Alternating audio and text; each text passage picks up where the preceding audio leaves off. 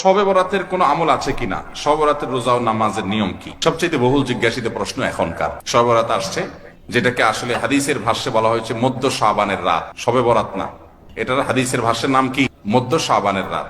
এই মধ্য শাবানের রাত বা মধ্য শাবানের রজনী, এই রাতে যেটাকে আমরা শবে বরাত বলি, এই রাতের নামাজের নিয়ম, কয় রাকাত পড়তে হবে, কোন রাকাতে কোন সূরা কতবার পড়তে হবে, এটা বহুল জিজ্ঞাসিত একটা প্রশ্ন। এবং এ ব্যাপারে আমরা অনেকে জানি যে শবে বরাতের রাকা নামাজে এত রাকাত পড়তে হবে, সেখানে সূরা কুল হুয়াল্লাহু ইখলাস এতবার পড়তে হবে, ইত্যাদি ইত্যাদি। লাইলাতুল কদর ছাড়া অন্য যে সমস্ত রাতের ফজিলত আছে, এর মধ্যে 10টা রাতের কথা আল্লাহ তাআলা শপথ করেছেন, ওয়াল ফাজরি ওয়া লায়ালিন আশর। সে 10টা রাত হলো জিলহজের প্রথম দশক। খবর নেই আমাদের দেশে মানুষের, যে রাতগুলোর শপথ আল্লাহ কোরআনে করছেন, কত ফজিলতপূর্ণ, কিন্তু জিলহজের প্রথম দশকের রাতের কোন বিশেষ ফজিলতের কথা আমরা কয়জনে জানি? যাই হোক, মধ্য শাবান রজনীর কথা আমরা বেশি জানি, শুধু না, সবচেয়ে বেশি আমরা এ রাতে ইবাদত বন্দেগীর চেষ্টা করি। সবচেয়ে বেশি চেষ্টা তো হওয়া উচিত হলো লাইলাতুল কদরে। এর পাশাপাশি যদি কেউ মধ্য শাবানের রাতে আল্লাহ তাআলার ক্ষমা লাভের চেষ্টা করে, সেটা দর্শনীয় না, সেটা জায়েজ। এই রাতের এতটুকু ফজিলত অবশ্যই প্রমাণিত যে আল্লাহ রাব্বুল আলামিন এই রাতে হিংসুক ছাড়া, মুশরিক ছাড়া বাকি মানুষগুলোকে সাধারণ ক্ষমা ঘোষণা করেন। অতএব এই রাতের একেবারে কোনোই ফজিলত নেই, ব্যাপারটা সেরকম না।